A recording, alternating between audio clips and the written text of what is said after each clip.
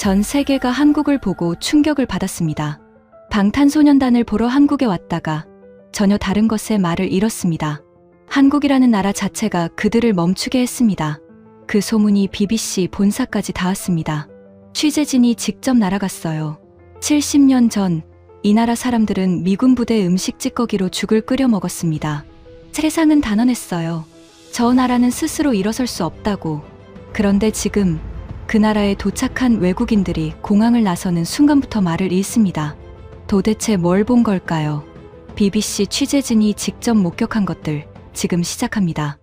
한국 최고라고 댓글을 남겨주세요. 여러분의 구독과 좋아요는 아주 큰 힘이 됩니다. 한국에 2천만 명이 온다고요? 말도 안 됩니다. 저는 런던 BBC 본사 회의실에서 편집장을 마주보고 있었어요. 제 이름은 데이비드 헤이스, BBC 파노라마 탐사보도팀 수석 프로듀서입니다. 22년간 피파 비리, 북한 수용소, 중국 위구르 탄압을 폭로해왔죠. 저는 거짓을 찾아냅니다. 그게 제 일이에요. 데이비드, 방탄소년단이 서울광화문에서 무료 콘서트를 한답니다. 3월 21일, 26만 명이 모인다더군요. 저는 코웃음을 쳤습니다. 편집장님, 광고성 발표죠. 아니야. 서울시 공식 발표래. 그리고 한국의 올해 관광객이 2천만 명을 넘을 전망이야. 시청자들이 묻고 있네. 방탄소년단은 진짜인가, 조작인가? 한국 정부가 K-팝을 조작하는 거 아니냐고. 자네가 가서 진실을 밝혀봐. 저는 이해했습니다. 폭로 미션이에요. 팬들은 정말 진심인가? 아니면 마케팅에 세뇌당한 건가? 한국이라는 나라가 실제로 저렇게 완벽한가? 아니면 전시행정인가? 화려한 이미지 뒤에 뭐가 숨어 있는지 파헤쳐봐. 언제 출발하죠? 3월 19일. 일주일이면 충분하겠지? 저는 웃었어요. 사흘이면 됩니다. 조작은 금방 드러나니까요. 3월 21일 새벽 5시. 알람이 울렸습니다. 저는 카메라맨 제임스와 함께 광화문으로 향했어요. 지하철 안에는 이미 보라색 옷을 입은 사람들이 가득했습니다. 새벽인데요. 광화문역에 도착했을 때는 6시였습니다. 역 출구를 나서는 순간 저는 멈췄어요. 이미 수천 명이 거리에 줄을 서 있었습니다. 보라색 봉을 들고요. 새벽 6시예요. 이거 동원된 거 아닐까? 제임스가 고개를 저었어요. 표정들 좀 봐요. 저렇게까지 연기할 순 없어요. 저는 한 무리에게 다가갔습니다. 20살쯤 돼 보이는 여성 셋이 앉아 있었어요. 실례합니다. BBC 기자입니다. 어디서 오셨어요? 저는 브라질 상파울루요. 저는 케냐 나이로비요. 저는 폴란드 바르샤바요. 저는 노트를 꺼냈습니다. 항공권은 누가 샀어요? 브라질 여성이 대답했습니다. 제가 샀죠. 왕복 200만 원. 1년 동안 아르바이트해서 모았어요. 1년 동안요? 저는 적으면서 물었습니다. 왜 그렇게까지 해서 왔어요? 넷플릭스로 볼 수 있잖아요. 브라질 여성의 눈에 눈물이 고였습니다. 저 작년에 우울증이 심했어요. 시험에 떨어지고 아버지가 실직하시고요. 그때 방탄소년단 노래를 들었어요. 그래서 살아야겠다고 생각했어요. 케냐 여성이 고개를 끄덕였습니다. 저도요. 오빠가 군대 갔어요. 케냐 군대는 위험하거든요. 매일 밤 무서웠어요. 그때 방탄소년단 멤버들도 군대 갔다는 걸 알았어요. 나만 힘든 게 아니구나.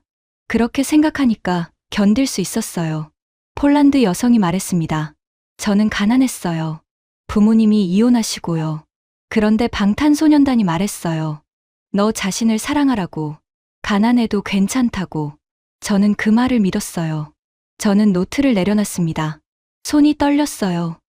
이건 마케팅으로 만들 수 있는 이야기가 아니에요. 조금 떨어진 곳에 중년 부부가 보였습니다. 저는 다가갔어요. 어디서 오셨어요? 멕시코시티요. 남편이 아내 손을 잡았습니다. 저희 딸이 작년에 교통사고로 세상을 떠났어요. 17살이었죠. 딸이 방탄소년단을 정말 좋아했어요. 한국에 와서 콘서트 보는 게 꿈이었어요. 그래서 딸 대신 왔습니다. 저는 고개를 숙였습니다. 죄송합니다. 괜찮아요. 우리도 치유받으려고 왔으니까요. 시간이 흘렀습니다. 오전 10시, 정오, 오후 3시. 사람들이 계속 몰려왔어요. 저는 드론을 띄웠습니다. BBC 자체 계산을 해야 하니까요. 드론 화면을 보는데 숨이 멎었습니다. 광화문에서 시청까지 보라색 물결이었어요. 저는 계산했습니다. 대략 10만 명 정도. 데이비드, 10만 명 넘어요. 저는 고개를 끄덕였습니다. 26만 명은 과장이었지만 10만 명도 엄청난 숫자예요. 오후 8시. 갑자기 모든 조명이 꺼졌습니다. 광화문 광장이 어둠에 잠겼어요. 10만 명이 숨을 죽였습니다. 그때 경복궁 문이 천천히 열리기 시작했어요. 600년 된 궁궐문이요. 저는 카메라를 들었습니다. 문 안쪽에서 빛이 새어 나왔어요. 그리고 7명의 실루엣이 보였습니다. 방탄소년단이었습니다.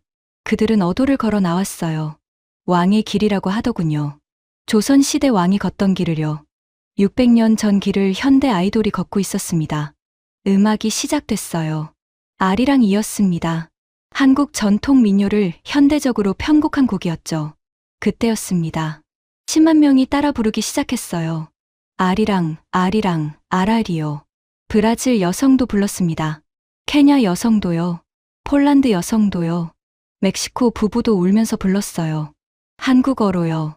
저는 그 자리에 서서 바라봤습니다. 10만 명의 목소리가 하나가 됐어요.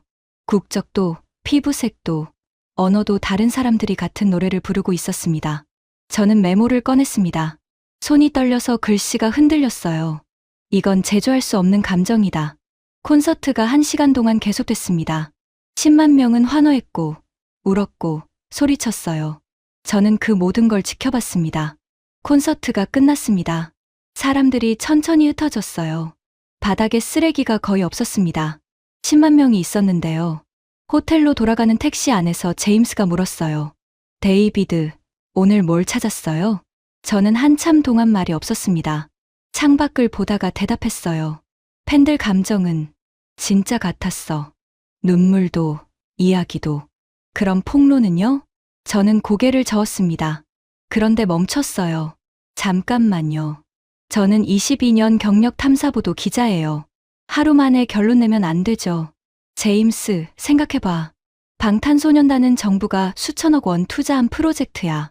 이건 하나의 성공 사례일 뿐이야. 무슨 뜻이에요?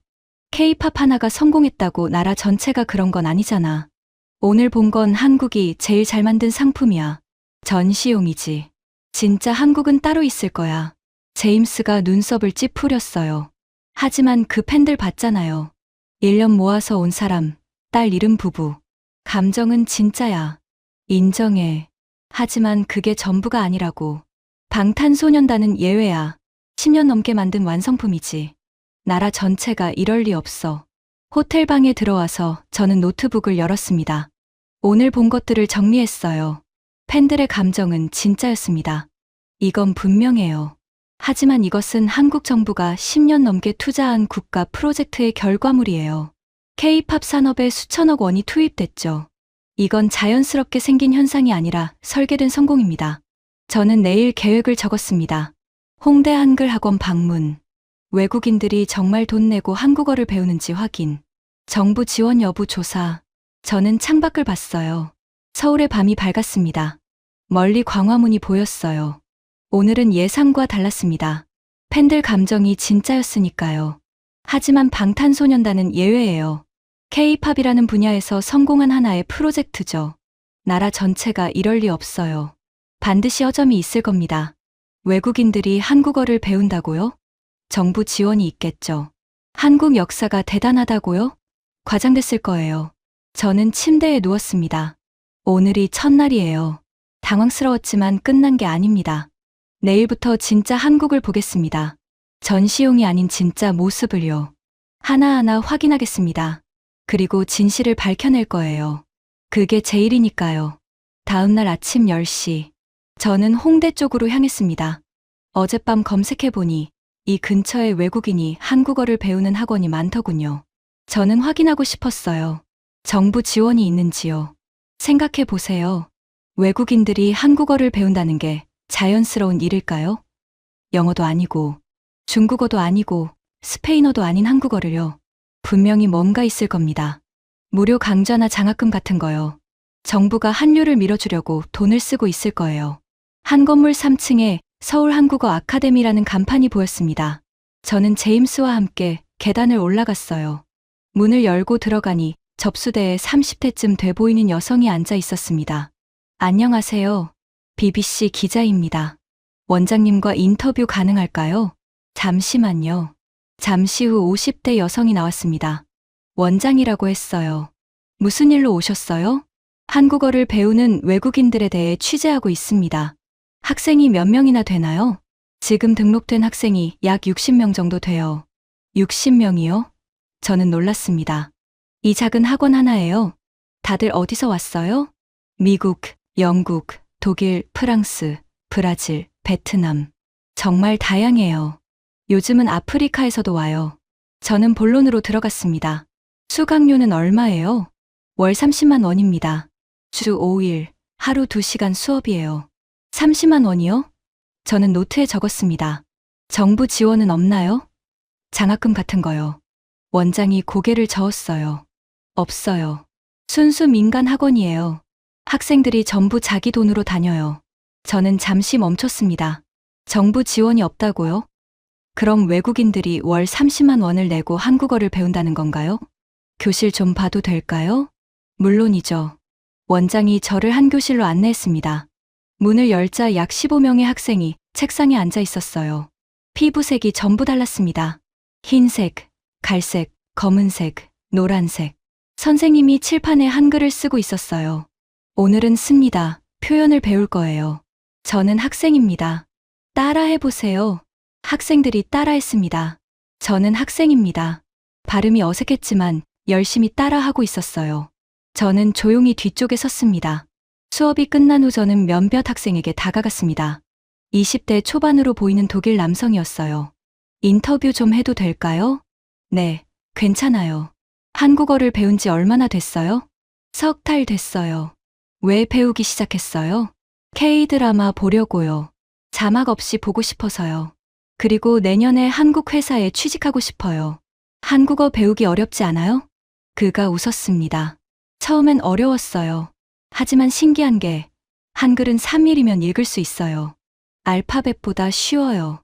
3일이요? 저는 눈썹을 치켜 올렸습니다. 3일요? 네. 한글은 소리 나는 대로 쓰거든요. 기역과 아를 합치면 가. 이런 식이에요. 엄청 논리적이에요. 옆에 있던 프랑스 여성이 끼어들었습니다. 저도 그래요. 한글 자체는 금방 배웠어요. 문법이 어렵지, 글자는 쉬워요. 프랑스어보다 훨씬 규칙적이에요.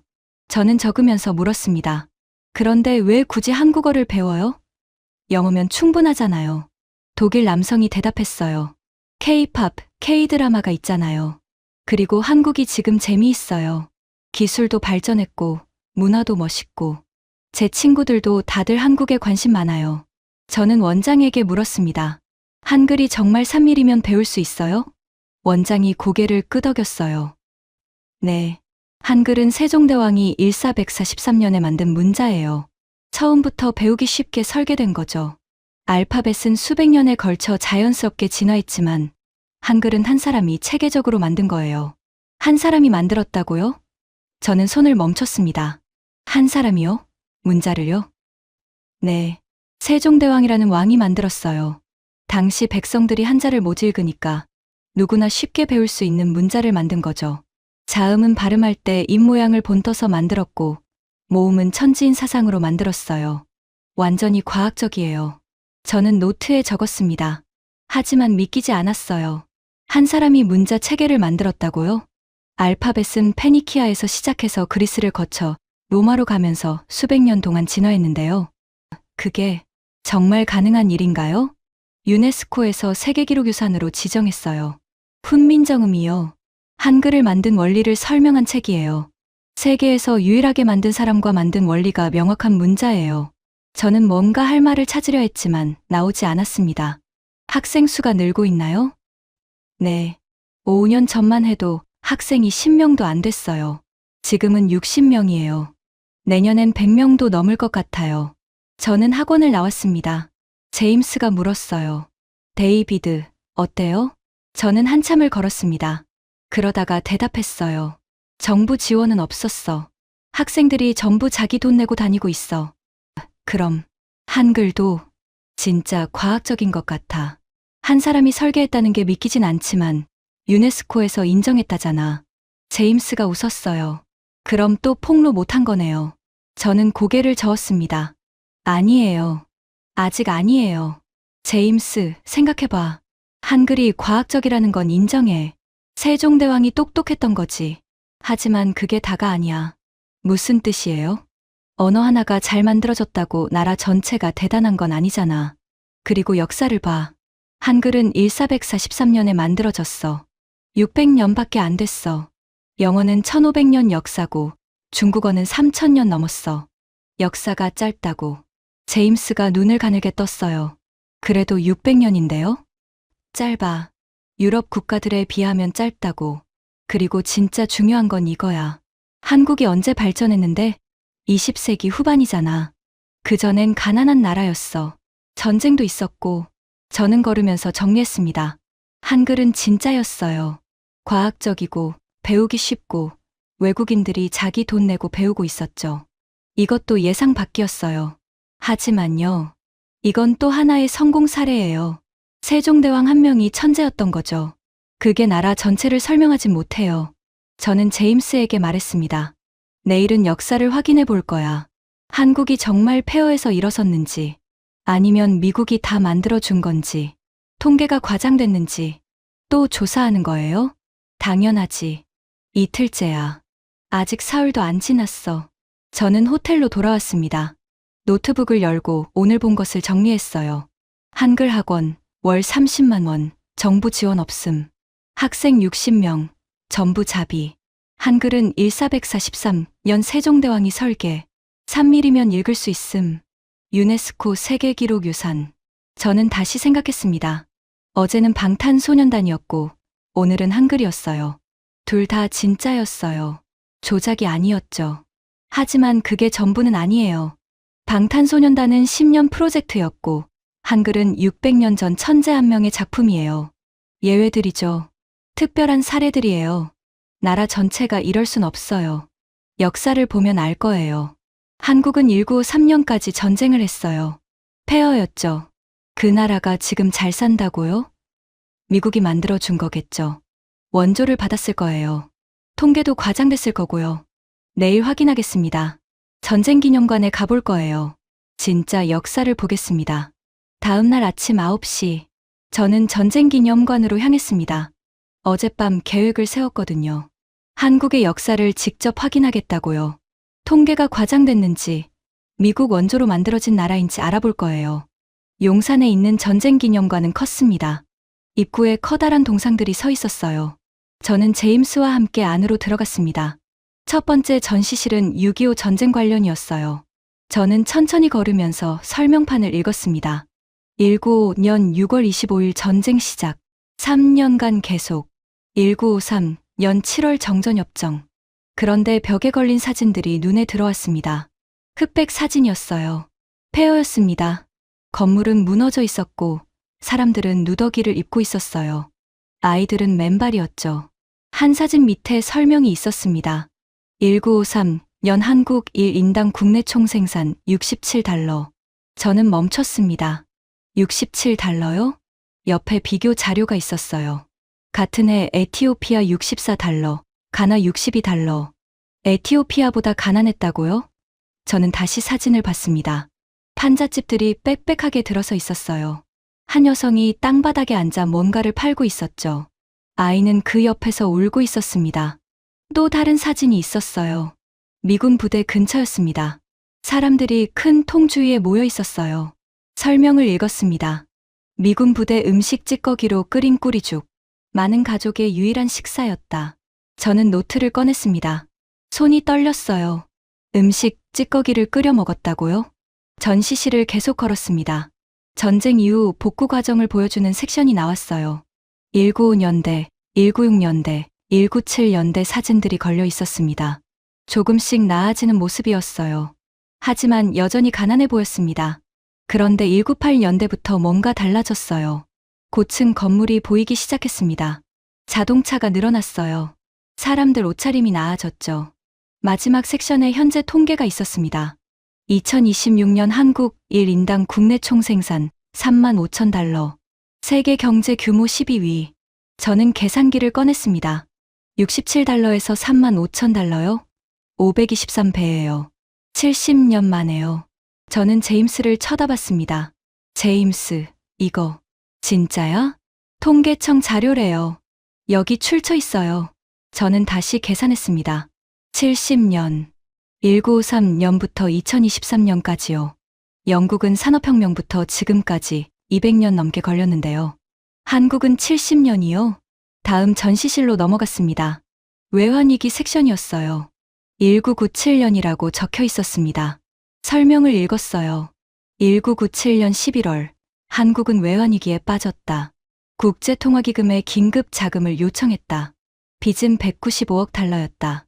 195억 달러요. 엄청난 금액이에요. 그런데 다음 설명이 놀라웠습니다. 1998년 1월, 금 모으기 운동 시작. 350만 명 참여. 금 227톤 모음. 350만 명이요? 저는 눈을 크게 떴습니다. 영상이 틀어지고 있었어요. 저는 앞으로 다가갔습니다. 흑백 영상이었죠. 사람들이 줄을 서 있었어요. 은행 앞에요. 한 할머니가 작은 상자를 꺼냈습니다. 결혼 반지였어요. 은행 직원에게 건넸습니다. 할머니 손이 떨리고 있었어요. 다음 장면. 젊은 여성이 목걸이를 내놓았습니다. 남성이 금시계를 내놓았어요. 아이들이 금반지를 내놓았습니다. 내레이션이 흘러나왔습니다. 나라가 어려울 때 국민이 나섰다. 할머니는 60년 전 받은 결혼 반지를 내놓았다. 아이들은 돌반지를 내놓았다. 3년 만에 한국은 빚을 모두 갚았다. 3년이요? 저는 영상을 계속 봤습니다. 할머니 얼굴이 클로즈업 됐어요. 눈물을 흘리고 있었습니다. 하지만 웃고 있었어요. 저는 뒤로 물러났습니다. 제임스가 제 팔을 잡았어요. 데이비드, 괜찮아요?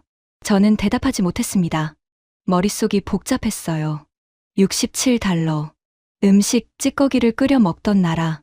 판잣집에 살던 사람들. 그 나라가 70년 만에 35,000달러가 됐어요. 세계 12위 경제가 됐죠. 그리고 위기가 왔을 때 국민이 결혼 반지를 내놓았어요. 저는 밖으로 나왔습니다. 기념관 앞 광장에 앉았어요. 햇볕이 따뜻했습니다. 데이비드, 이거 알아. 나도 봤어. 저는 노트를 열었습니다. 적어야 했어요. 뭔가를요. 1953년 67달러. 2023년 35,000달러. 70년. 523배 성장. 1997년 외환위기. 350만 명 금모으기. 3년 만에 195억 달러 상환. 저는 손을 멈췄습니다. 이건 조작할 수 없는 숫자예요. 국제통화기금 자료고 세계은행 통계예요. 경제협력개발기구에서 확인한 거죠. 제임스가 조심스럽게 물었어요.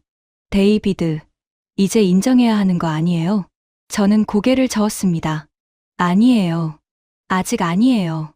제임스, 생각해봐. 이게 어떻게 가능하겠어? 70년 만에 500배 성장이라고. 분명히 뭔가 있어. 뭐요? 미국이야. 미국 원조가 엄청났을 거야.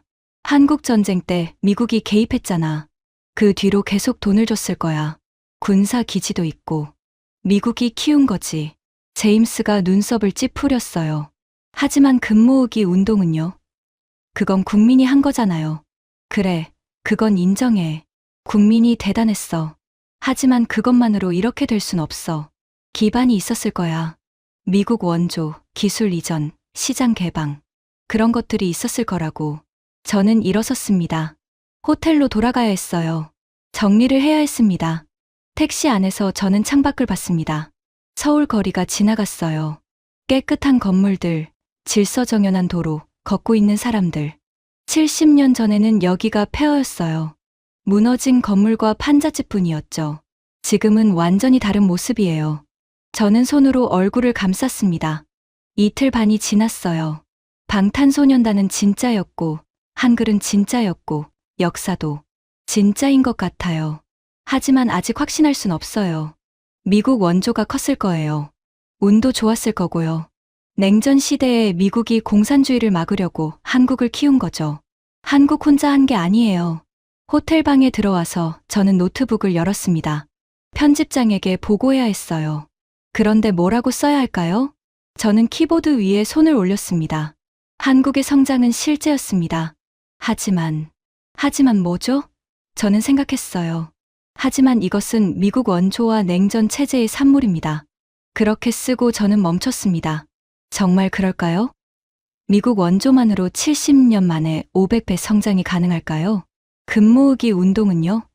결혼 반지를 내놓은 할머니는요? 저는 문장을 지웠습니다. 내일은 다른 걸 확인하겠습니다. 한국 음식이요. 반찬 무한리필이 진짜인지, 팀 문화가 정말 없는지, 그것도 확인해야 해요. 저는 노트북을 닫았습니다. 셋째 날이에요. 계속 예상이 빗나가고 있어요. 하지만 아직 포기하지 않았습니다.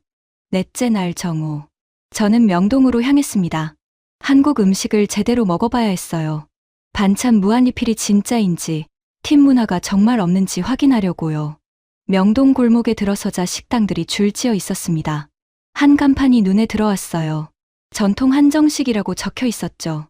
저는 제임스와 함께 안으로 들어갔습니다. 어서 오세요. 40대쯤 돼 보이는 남성이 우리를 맞았어요. 주인인 것 같았습니다. 저는 일부러 BBC 표시를 가렸어요. 일반 손님처럼 보이고 싶었거든요. 외국인이라고 특별 대우받는 건지 확인해야 했으니까요. 메뉴판 주세요. 주인이 메뉴판을 건넸습니다. 저는 훑어봤어요. 불고기 2만 원, 된장찌개 1만 2천 원, 김치찌개 1만 원. 김치찌개 둘이요. 네, 잠시만요. 주문도 하기 전에 테이블 위로 작은 접시들이 나오기 시작했습니다. 저는 놀라서 제임스를 쳐다봤어요. 김치, 콩나물, 시금치나물, 멸치볶음, 감자조림, 깨십, 무생채, 오이무침, 계란말이. 9가지였어요. 아니, 10가지. 아니, 계속 나오고 있었습니다. 주인이 마지막 접시를 놓으며 말했어요. 반찬 12가지 나갑니다.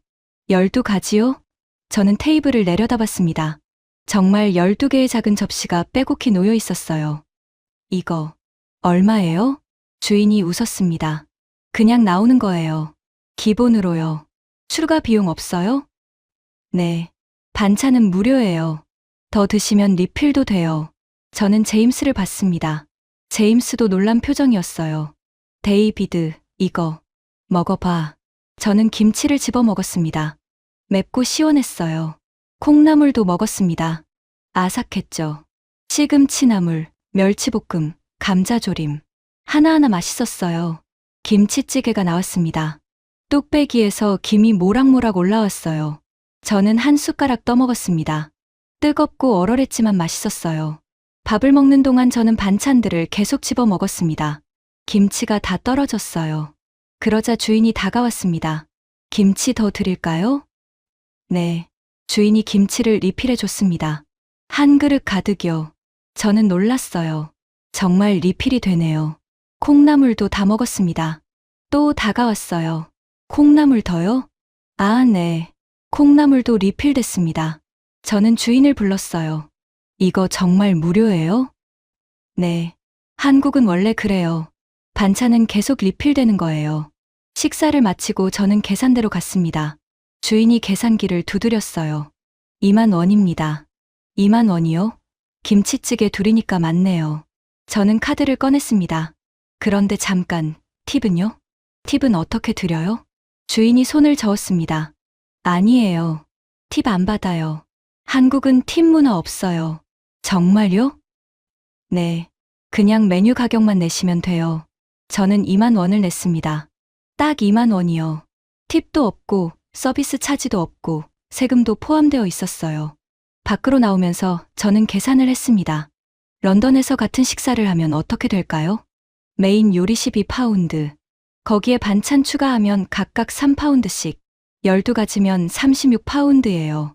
서비스 차지 12% 추가하면 4파운드. 물값 2파운드. 총 54파운드예요. 그런데 여기선 2만 원. 대략 13파운드예요. 4분의 1도 안 돼요. 제임스, 이건. 알아요. 놀랍죠. 저는 다른 식당도 가보고 싶었습니다. 혹시 이 식당만 그런 건지 확인해야 했어요. 조금 걸어서 다른 식당에 들어갔습니다. 이번에는 한식 뷔페라는 곳이었어요. 들어가자마자 직원이 말했습니다. 1인당 15,000원이에요. 뷔페식이고요. 15,000원이요? 저는 돈을 내고 안으로 들어갔습니다. 테이블마다 음식이 가득했어요. 김치, 나물, 생선구이, 불고기, 된장찌개, 밥, 적어도 30가지는 넘어 보였습니다. 저는 접시를 들고 음식을 담았어요. 자리에 앉아서 먹는데 직원이 다가왔습니다. 더 필요한 거 있으세요? 물 더 드릴까요? 아, 네. 물을 더 가져다 줬어요. 공짜였습니다. 식사를 마치고 나오면서 저는 생각했습니다. 15,000원에 30가지 음식을 무제한으로 먹었어요. 런던이었다면 최소 30파운드는 나왔을 거예요. 저는 제임스에게 말했습니다. 이상해. 이게 어떻게 장사가 되지? 손님이 많으니까 되는 거 아닐까요? 그래도 너무 싸. 반찬도 계속 리필되고 팁도 안 받고 적자 아닐까? 택시를 타고 호텔로 돌아가면서 저는 계속 생각했습니다.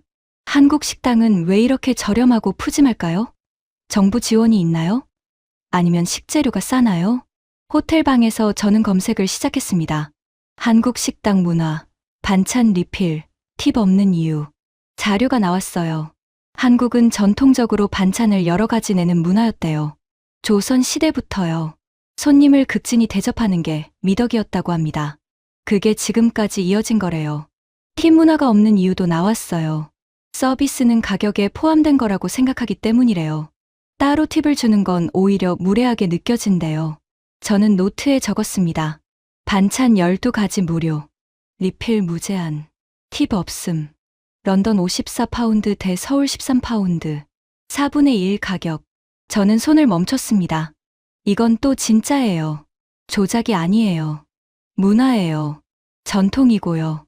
제임스가 물었어요. 데이비드, 이제 인정하는 거예요? 저는 고개를 저었습니다. 아니에요. 아직이에요. 제임스, 생각해봐. 우리가 간 곳은 명동이야. 관광지지. 외국인 많이 오는 곳이야. 거기는 원래 서비스가 좋아. 그래도 로컬 식당은 다를 거야. 뒷골목 가면 다를 거라고. 그리고 이것도 결국은 문화일 뿐이야. 음식 문화가 좋다고 나라 전체가 대단한 건 아니잖아. 저는 창밖을 봤습니다. 해가 지고 있었어요. 나흘째예요. 방탄소년단은 진짜였고, 한글은 진짜였고, 역사도 진짜였고, 음식 문화도 진짜였어요. 계속 예상이 빗나가고 있습니다. 하지만 아직 끝난 게 아니에요. 이건 전부 문화예요. 소프트한 거죠. 진짜 실력은 산업이에요. 기술이고, 무기고, 시스템이에요. 저는 침대에 누웠습니다. 천장을 보다가 핸드폰을 집어들었어요. 습관적으로 뉴스 앱을 열었습니다. 그때 한 기사가 눈에 들어왔어요. 한국 방산 수출 240억 달러 돌파. 세계 5위 기록. 저는 일어나 앉았습니다. 5위요? 한국이요? 기사를 클릭했어요. K9 자주포, 천궁2 방공미사일, 비호복합 방공 시스템, 폴란드, 호주, 사우디아라비아, 아랍에미리트에 수출했다고 적혀 있었습니다. 저는 아래로 스크롤했어요. 영국은 7위래요. 한국보다 낮아요. 저는 핸드폰을 내려놨습니다. 손이 떨렸어요. 문화가 아니에요. 이건 무기예요. 하드파워죠. 영국보다 위라고요? 저는 다시 핸드폰을 집어들었습니다. 검색창에 K9 자주포를 쳤어요. 사진들이 나왔습니다. 거대한 포가 사막에 서 있었어요. 폴란드 군인들이 옆에 서 있었고요. 제임스가 잠든 옆 침대에서 뒤척였습니다. 저는 조용히 욕실로 들어갔어요. 불을 켰습니다. 거울 속 제 얼굴을 봤어요. 사흘이라고 했어요. 사흘이면 조작을 찾아낼 수 있다고 했죠. 그런데 나흘째예요. 아무것도 못 찾았어요. 거울 속 제 얼굴이 낯설었습니다. 저는 물을 틀었어요. 찬물로 세수를 했습니다. 얼굴이 시렸어요. 정신이 좀 들었습니다. 내일은 직접 확인하겠습니다. 방산업체를 찾아가겠어요. 영국보다 위라는 게 진짜인지 아니면 통계 장난인지 직접 보겠습니다. 수건으로 얼굴을 닦았어요. 거울을 다시 봤습니다. 22년 경력 탐사보도 기자. 저는 거짓을 찾아냅니다. 그게 제 일이에요. 그런데 나흘 동안 진실만 찾았습니다. 불을 끄고 침대로 돌아왔어요. 핸드폰 화면이 아직 켜져 있었습니다. K9 자주포 사진이 보였어요. 저는 화면을 껐습니다. 다음 날 아침 8시, 저는 경기도 성남으로 향했습니다. 어젯밤 검색해서 찾은 곳이에요. 한국항공우주산업 본사가 있대요. KAI라고 부르더군요. 전투기랑 무기를 만드는 회사래요. 본사 앞에 도착했을 때 저는 멈췄습니다. 건물이 컸어요. 유리로 된 현대적인 건물이었죠. 입구에 경비가 서 있었습니다. 실례합니다. BBC 기자인데요. 견학 가능할까요? 경비가 고개를 저었어요. 예약 없으면 안 됩니다. 그리고 여긴 보안시설이에요. 그럼 홍보 담당자랑 통화라도 할 수 있을까요? 잠시만요. 10분쯤 지나서 30대 남성이 나왔습니다. 홍보팀이라고 했어요. 무슨 취재세요?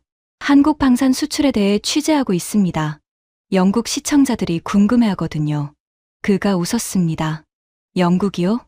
영국은 7위잖아요. 우리가 5위고요. 저는 손이 멈췄습니다. 너무 자연스럽게 말하네요. 마치 당연한 사실처럼요. 그게 정말 확실한 건가요? 스톡홀름 국제평화연구소 통계요. 2025년 기준이에요. 한국 240억 달러, 영국 170억 달러. 우리가 70억 달러 더 많아요. 70억 달러요. 저는 노트에 적었습니다. 손이 떨렸어요. 내부는 못 보지만 전시관은 갈 수 있어요. 대중에게 공개된 곳이거든요. 거기 가시면 모형들이 있어요. 그가 지도를 그려줬습니다. 전시관은 여기서 10분 거리래요. 전시관에 들어서자 거대한 모형들이 보였습니다. KF-21 전투기, K9 자주포, 천궁2 미사일. 저는 K9 자주포 앞에 섰습니다. 실물 크기 모형이었어요. 높이가 3m는 넘어 보였습니다. 길이는 12m쯤 됐죠. 설명판을 읽었습니다. K9 자주포, 세계에서 가장 빠른 자주포, 분당 6발 사격, 최대 사거리 54km, 폴란드 1000대, 호주 75대, 이집트 100대 수출. 1000대요? 폴란드예요? 저는 다시 읽었습니다. 틀리지 않았어요. 옆에 영상이 틀어지고 있었습니다. 저는 다가갔어요. 사막이 보였습니다. K9이 서 있었어요. 포가 발사됐습니다. 엄청난 소리였죠. 멀리 목표물이 터졌습니다. 다음 장면. 눈 덮인 평야였어요. 폴란드라고 자막이 떴습니다. 폴란드 군인들이 K9 옆에 서 있었어요. 한 장교가 카메라를 향해 말했습니다. 영어 자막이 있었어요. 이 자주포는 우리 군을 완전히 바꿔놨습니다. 속도가 빠르고 정확하고 신뢰할 수 있어요. 저는 천궁2 모형으로 갔습니다. 미사일이었어요. 설명판을 읽었습니다. 천궁2 중거리 지대공 미사일. 최대 요격 고도 20km. 아랍에미리트의 수출. 실전 배치 후 96% 요격률 기록. 96%요? 저는 눈을 크게 떴습니다. 영상이 또 틀어지고 있었어요.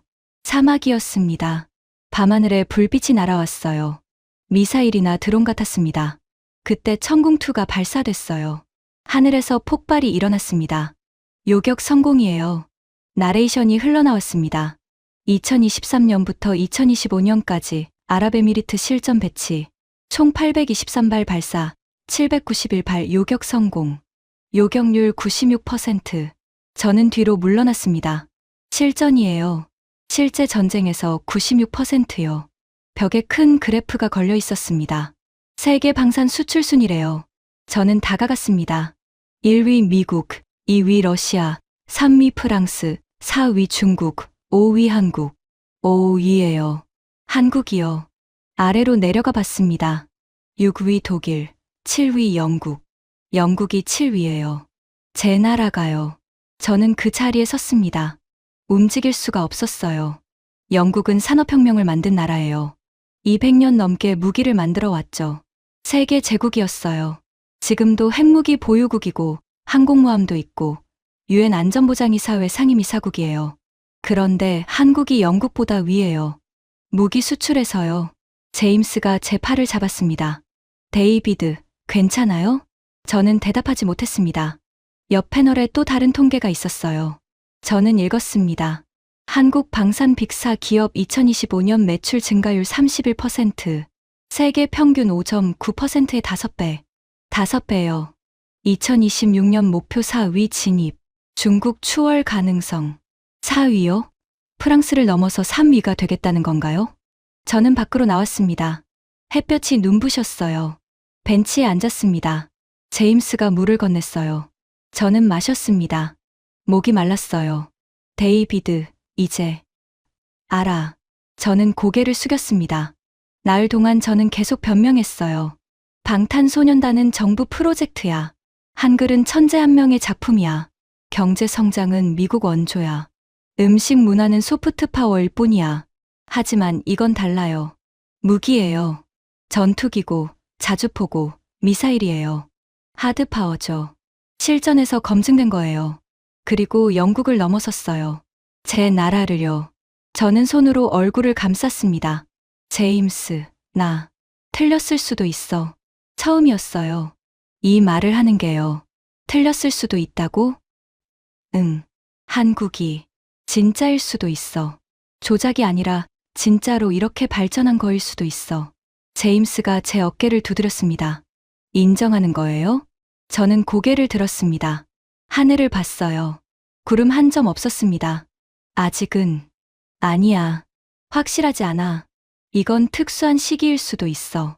특수한 시기요? 중동 전쟁이 많잖아. 수요가 늘어난 거지. 유럽도 러시아 때문에 무기를 사고 있고. 타이밍이 좋았던 거야. 운이 좋았어. 하지만 제 목소리에 확신이 없었어요. 저도 알고 있었습니다. 운만으로는 영국을 넘어설 수 없다는 걸요. 택시를 타고 호텔로 돌아갔습니다. 저는 창밖을 봤어요. 서울 거리가 지나갔습니다. 사람들이 걷고, 차들이 달리고, 건물들이 서 있었어요. 70년 전에는 여기가 폐허였어요. 판잣집만 있었죠. 지금은 세계 5위 무기 수출국이에요. 영국보다 위에요. 저는 주먹을 쥐었습니다. 손톱이 손바닥에 박혔어요. 22년 경력 탐사보도 기자. 저는 진실을 찾습니다. 그게 제 일이에요. 그런데 5날 동안 제가 찾은 건 뭐죠? 진실이었어요. 한국이 진짜라는 진실이요. 호텔 방에 들어왔습니다. 저는 가방을 열었어요. 편집장이 준 초기 브리핑 자료가 있었습니다. 표지에 적혀 있었죠. 한국은 조작인가? 진실을 밝혀라. 저는 그 종이를 찢어버리고 싶었어요. 하지만 참았습니다. 침대에 앉아서 생각했습니다. 내일은 뭘 확인해야 할까요? 공항이요? 시스템이요? 아니에요. 이미 알고 있어요. 인천공항이 12년 연속 세계 1위래요. 뉴스에서 봤어요. 그것도 진짜겠죠. 지금까지 전부 진짜였으니까요. 6째 날 오전 10시. 저는 인천공항으로 향했습니다. 확인해야 했어요. 12년 연속 세계 1위라는 게 진짜인지요. 공항철도를 탔습니다. 깨끗했어요. 좌석도 편했고 와이파이도 빨랐죠. 40분쯤 걸렸습니다. 공항에 도착했습니다. 터미널 안으로 들어서는 순간 저는 멈췄어요. 천장이 높았습니다. 자연광이 쏟아져 들어왔어요. 바닥은 대리석이었고 반짝거렸죠. 데이비드, 여기 진짜 크네요. 저는 고개를 끄덕였습니다. 런던 히드로 공항도 커요. 하지만 이건 뭔가 달랐어요. 더 밝았고 더 깨끗했습니다. 저는 체크인 카운터 쪽으로 걸었어요. 줄이 길었지만 빨리 움직였습니다. 사람들이 카운터로 가고 짐을 붙이고 다음 사람이 오고 멈춤이 없었어요. 한 카운터 직원이 손님을 응대하고 있었습니다. 웃으면서 친절하게 설명하고 있었어요. 옆 카운터도 그 옆도 똑같았습니다. 저는 보안 검색대로 갔습니다. 줄이 있었지만 5분도 안 걸렸어요. 신발도 벗을 필요 없었습니다. 노트북도 꺼낼 필요 없었고요. 그냥 가방을 엑스레이에 넣고 지나가면 됐어요. 이거 빠르네. 제임스가 말했습니다. 히드로는 30분 걸리잖아요. 맞아요. 히드로는 항상 줄이 길어요. 신발도 벗어야 하고 노트북도 따로 꺼내야 하고요. 면세구역으로 들어갔습니다. 넓었어요. 상점들이 줄지어 있었고 식당도 많았습니다. 한식당, 일식당, 양식당. 카페도 10개는 넘어 보였어요. 저는 한 벤치에 앉았습니다. 사람들을 관찰했어요. 가족들이 지나갔습니다. 아이가 뛰어다니고 있었어요. 바닥은 깨끗했습니다. 히드로에서는 항상 쓰레기가 좀 보이는데 여기는 하나도 안 보였어요. 화장실 표지판이 보였습니다. 저는 일어나서 화장실로 갔어요. 문을 열고 들어가는 순간 놀랐습니다. 바닥이 반짝거렸어요. 거울도 깨끗했고 비누도 가득 차 있었습니다. 휴지도 넉넉했어요. 냄새도 안 났습니다. 오히려 좋은 향이 났어요. 저는 손을 씻었습니다. 따뜻한 물이 나왔어요. 손을 말리는데 에어타올이 빨랐습니다. 3초 만에 말랐어요. 밖으로 나왔을 때 청소부가 보였습니다. 50대 여성이었어요. 바닥을 닦고 있었습니다. 저는 잠시 지켜봤어요. 구석구석 꼼꼼하게 닦고 있었습니다. 아무도 안 보는데도요. 저는 면세점으로 갔습니다. 명품 가게들이 있었어요. 샤넬, 에르메스, 구찌. 직원들이 친절하게 인사했습니다. 한 서점도 보였습니다. 들어가 봤어요. 영어 책도 많았고 한국어 책도 많았습니다. 한 코너에 K-팝 관련 책들이 있었어요. 방탄소년단, 블랙핑크, 세븐틴. 저는 창가 쪽으로 갔습니다. 밖에 비행기들이 보였어요. 대한항공, 아시아나, 에어프랑스, 루프트한자. 계속 이륙하고 착륙하고 있었습니다. 전광판을 봤습니다. 출발 시간이 적혀 있었어요. 파리, 런던, 뉴욕, 도쿄, 베이징, 방콕. 세계 곳곳으로 비행기가 나가고 있었어요. 저는 한 카페에 앉았습니다. 커피를 주문했어요. 5,000원이었습니다. 히드로는 6파운드인데 여기는 3파운드 정도네요. 커피를 마시면서 저는 생각했습니다. 12년 연속 세계 1위. 스카이트랙스 평가래요. 청결도, 효율성, 서비스 모든 부문에서요. 히드로는 몇 위일까요? 저는 핸드폰을 꺼냈습니다. 검색했어요. 스카이트랙스 2025년 순위. 1위 인천, 2위 도쿄 하네다, 3위 싱가포르 창이. 아래로 내려갔습니다. 히드로는 10위였어요. 저는 핸드폰을 내려놨습니다. 제임스가 물었어요. 어때요? 저는 한참을 말이 없었습니다. 그러다가 대답했어요. 완벽해. 너무 완벽해. 그게 문제예요? 아니, 문제가 아니야. 그게 진짜라는 게 문제지. 저는 커피를 한 모금 더 마셨습니다. 쓴맛이 났어요. 제임스, 나 인정해야 할 것 같아. 뭐요? 한국이 진짜라는 걸, 조작이 아니라는 걸. 제임스가 눈을 크게 떴어요. 정말요? 저는 고개를 끄덕였습니다. 6날이야. 방탄소년단, 한글, 역사, 음식, 무기, 공항. 전부 확인했어. 전부 진짜였어. 조작을 찾으려 했는데 진실만 찾았어. 저는 손으로 얼굴을 감쌌습니다.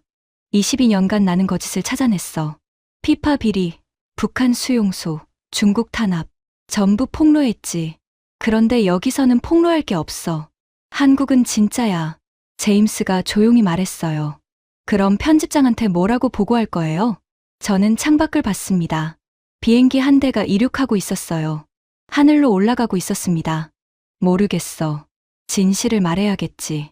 한국은 조작이 아니라고. 정말로 70년 만에 이렇게 발전했다고. 편집장이 믿을까요? 모르겠어.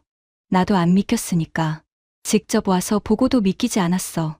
저는 일어났습니다. 공항을 한 바퀴 더 돌고 싶었어요. 마지막으로요. 걸으면서 저는 주위를 봤습니다. 안내판은 4개 언어로 적혀 있었어요. 한국어, 영어, 중국어, 일본어.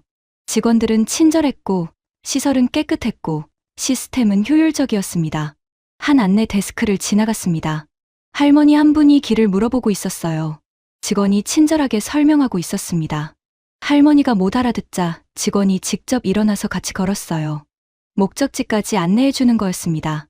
저는 그 모습을 봤습니다. 멈춰 섰어요. 이게 시스템이에요. 사람이 만든 시스템이죠. 공항 건물도, 보안 검색도, 청소도, 서비스도 전부 사람이 설계하고 운영하는 거예요. 70년 전에 음식 찌꺼기를 끓여 먹던 나라, 판잣집에 살던 사람들, 그들이 이걸 만들었어요. 출구로 향했습니다. 공항철도를 타야 했어요. 서울로 돌아가야 했습니다. 전철 안에 앉아서 저는 창밖을 봤습니다. 건물들이 지나갔어요. 아파트, 공장, 빌딩. 제임스가 물었어요. 내일은 뭘 할 거예요? 저는 한참을 생각했습니다. 청계천 가볼까 해. 복원 프로젝트래. 하수도를 하천으로 만들었다더라. 또 확인하는 거예요? 아니, 이제는 보고 싶어서야. 제임스가 웃었어요. 변했네요, 데이비드. 저는 대답하지 않았습니다. 맞아요. 변했어요. 저는 폭로하러 왔는데 지금은 배우고 있어요. 일곱째 날 오후 2시. 저는 청계천에 도착했습니다. 지하철역에서 나오자마자 물소리가 들렸어요. 계단을 내려갔습니다. 하천이 보였어요. 물이 맑았습니다. 바닥에 돌이 보일 정도였죠. 물고기도 보였어요. 데이비드, 여기 정말 하수도였대요? 제임스가 핸드폰을 보며 말했습니다. 네. 195년대에 복귀했대요. 그러다가 2005년에 다시 열었대요. 저는 하천 옆 길을 걸었습니다. 양쪽으로 나무가 심어져 있었어요. 버드나무였습니다. 바람이 불자 가지가 흔들렸죠. 사람들이 걷고 있었습니다. 연인들, 가족들, 혼자 온 사람들. 다들 천천히 걷고 있었어요. 벤치에 앉아 있는 사람들도 있었습니다. 한 할아버지가 낚싯대를 들고 있었어요. 저는 다가갔습니다. 실례합니다. 여기서 낚시돼요? 네. 물고기 많아요. 봐요, 저기. 물속을 가리켰습니다. 정말 물고기가 여러 마리 헤엄치고 있었어요. 원래 여기 뭐였어요? 하수도였죠. 덥게 씌워서 도로로 쓰다가 다시 뜯어낸 거예요. 20년 전 일이에요. 왜 뜯어냈어요? 할아버지가 웃었습니다. 시민들한테 돌려주려고요. 서울 한복판에 하천이 필요했으니까요. 저는 고개를 끄덕였습니다. 계속 걸었어요. 다리 밑을 지났습니다. 시원했어요. 다리 위로 차들이 지나갔지만 아래는 조용했습니다. 물소리만 들렸어요. 분수가 나왔습니다. 아이들이 물장난을 치고 있었어요. 웃고 있었습니다. 부모들은 옆에서 지켜보고 있었고요. 저는 벤치에 앉았습니다. 물을 바라봤어요. 하수도를 하천으로 만들었어요. 도로를 뜯어내고 물을 흐르게 했죠. 왜일까요? 경제적으로 손해잖아요. 도로가 더 유용할 텐데요. 하지만 여기 사람들을 보세요. 걷고, 쉬고, 웃고 있어요. 아이들이 물장난치고, 할아버지가 낚시하고, 연인들이 데이트하고 있습니다. 제임스가 옆에 앉았어요. 데이비드, 감동받았어요? 응. 왜요? 물을 택했어. 돈이 아니라. 저는 일어났습니다. 한강으로 가야 했어요. 여의도까지 지하철로 20분이래요. 오후 5시. 한강공원에 도착했습니다. 넓었어요. 자전거 도로가 있었고 산책로도 있었습니다. 강은 엄청 컸어요. 저는 강변으로 걸어갔습니다. 바람이 불었어요. 시원했습니다. 사람들이 자전거를 타고 지나갔습니다. 조깅하는 사람들도 있었어요. 돗자리를 깔고 앉은 가족들도 보였습니다. 한 편의점이 보였어요. 한강 편의점이래요. 저는 들어갔습니다. 치킨 있어요? 네. 프라이드요. 양념이요? 프라이드요. 맥주도요? 네. 치킨 한 마리에 18,000원, 맥주 4,000원. 저는 계산하고 밖으로 나왔습니다. 강변 벤치에 앉았어요. 치킨을 뜯었습니다. 바삭했어요. 맥주를 한 모금 마셨습니다. 시원했죠. 해가 지고 있었습니다. 하늘이 주황색으로 물들었어요. 강물도 주황색이 됐습니다. 사람들이 계속 지나갔어요. 자전거, 킥보드, 걸어서. 다들 여유로워 보였습니다. 저는 치킨을 먹으면서 생각했습니다. 일주일 전 저는 런던에 있었어요. BBC 회의실에서 편집장과 마주 앉아 있었죠. 편집장이 말했어요. 한국은 조작인가? 가서 진실을 밝혀봐. 저는 확신했어요. 3mm면 충분하다고. 조작은 금방 드러난다고요. 그런데 지금 저는 여기 앉아 있어요. 한강변에서 치킨을 먹으면서요. 일주일이 지났는데 조작은 못 찾았어요. 진실만 찾았습니다. 제임스가 맥주를 마시며 말했어요. 데이비드, 편집장한테 전화해야 하는 거 아니에요? 알아. 뭐라고 할 건데요? 저는 강을 바라봤습니다. 해가 거의 진 상태였어요. 도시 불빛이 하나둘 켜지기 시작했습니다. 진실을 말해야지. 한국은 조작이 아니라고. 믿을까요? 모르겠어. 나도 안 믿겼으니까. 저는 치킨을 한 조각 더 먹었습니다. 맥주를 또 한 모금 마셨어요. 70년 전 이 나라는 음식 찌꺼기를 끓여 먹었어요. 지금은 한강변에서 치킨을 먹고 있습니다. 편하게요. 여유롭게요. 청계천은 하수도였어요. 지금은 물고기가 헤엄치고 아이들이 물장난치고 할아버지가 낚시하는 하천이에요. 저는 핸드폰을 꺼냈습니다. 편집장 번호를 찾았어요. 하지만 전화하지 않았습니다. 아직이에요. 내일이에요. 내일 전화하겠습니다. 편집장에게 말하겠어요. 편집장님, 저는 조작을 못 찾았습니다. 한국은 진짜였습니다. 그렇게 말하면 편집장이 뭐라고 할까요? 데이비드, 자네 제대로 조사한 건가? 네. 방탄소년단, 한글, 역사, 음식, 무기, 공항, 청계천, 한강. 전부 봤습니다. 전부 진짜였습니다. 그럼 폭로할 게 없다는 건가? 네. 없습니다. 한국은 정말로 70년 만에 이렇게 발전했습니다. 조작이 아닙니다. 편집장이 화를 낼까요? 아마 그럴 거예요. BBC는 폭로를 원했으니까요. 진실은 원하지 않았어요. 하지만 저는 기자예요. 진실을 말해야 합니다. 설령 그게 원하는 답이 아니더라도요. 해가 완전히 졌습니다. 밤이 됐어요. 한강 다리에 불이 들어왔습니다. 무지개색이었어요. 반영이 강물에 비쳤습니다. 사람들이 여전히 걷고 있었어요.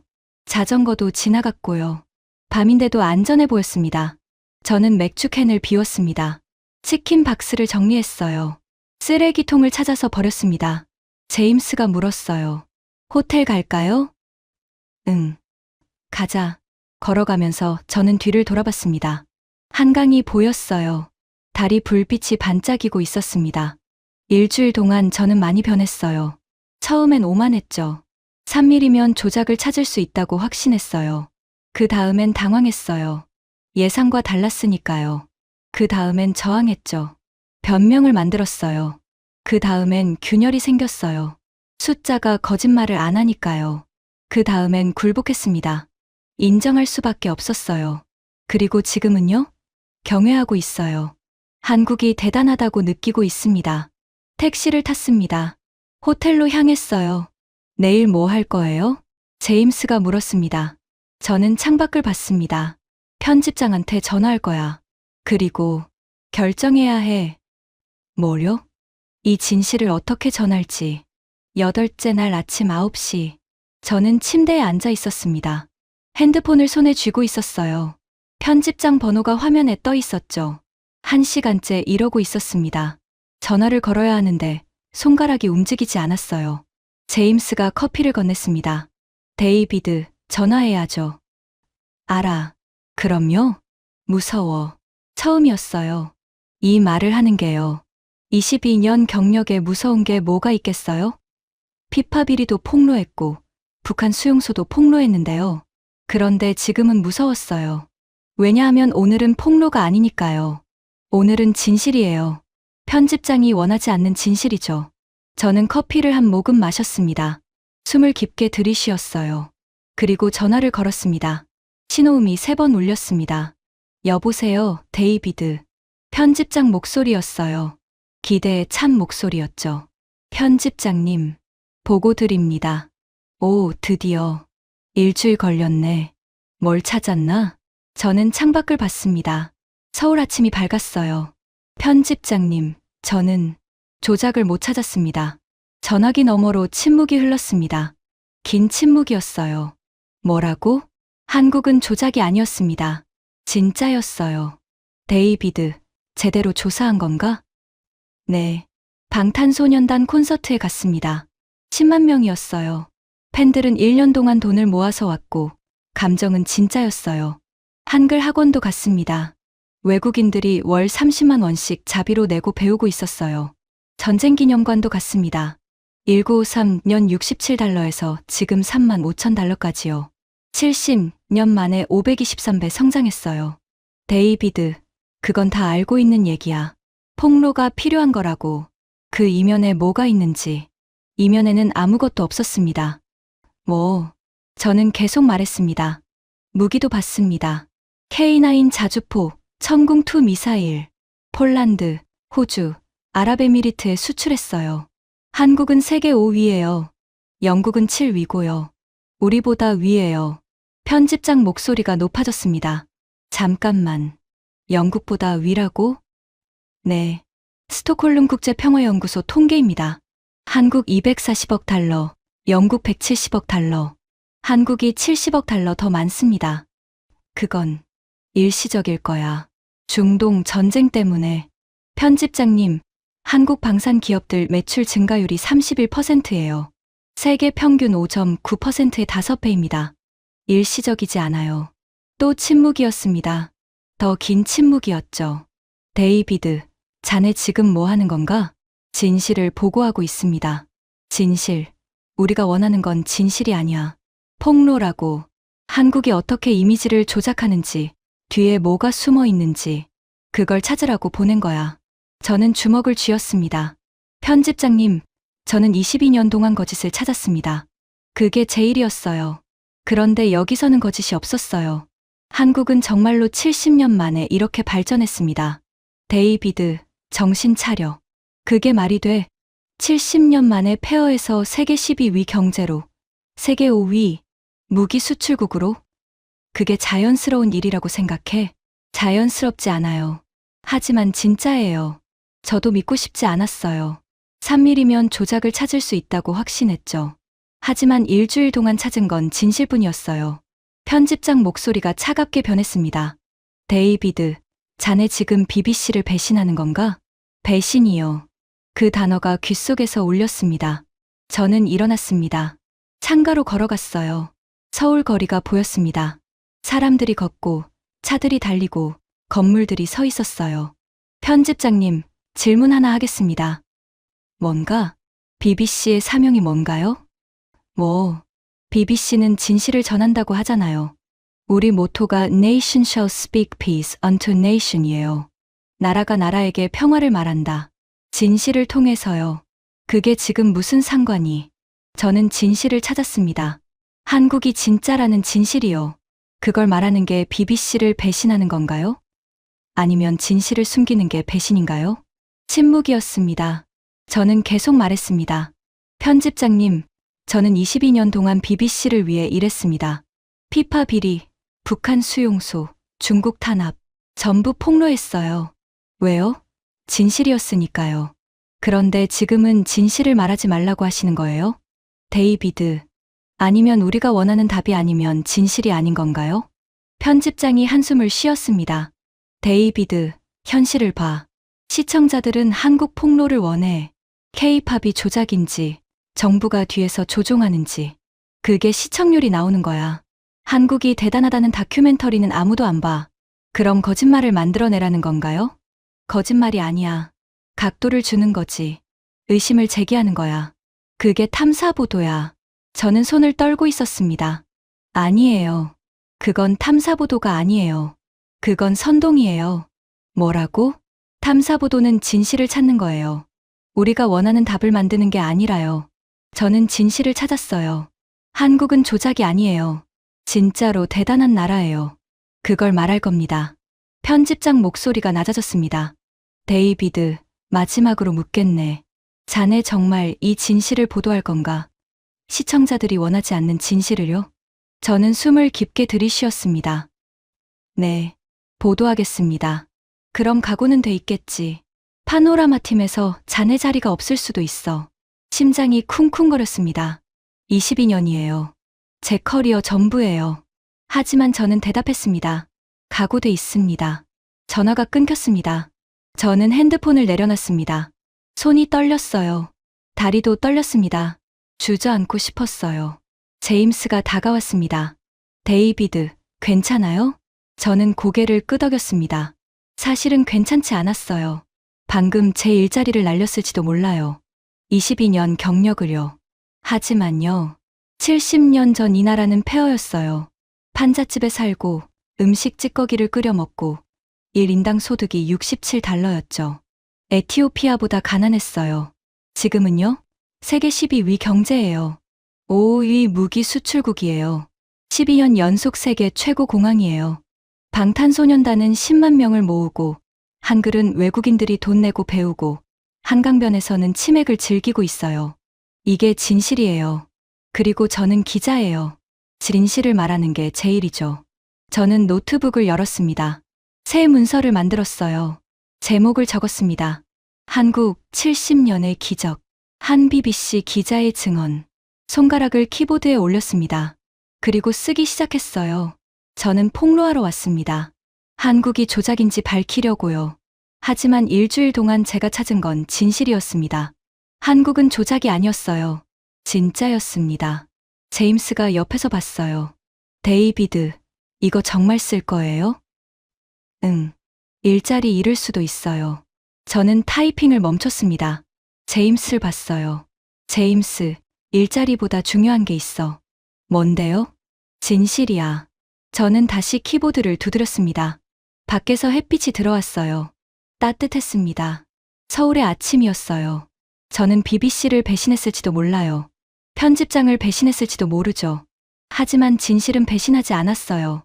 그리고 그걸로 충분합니다.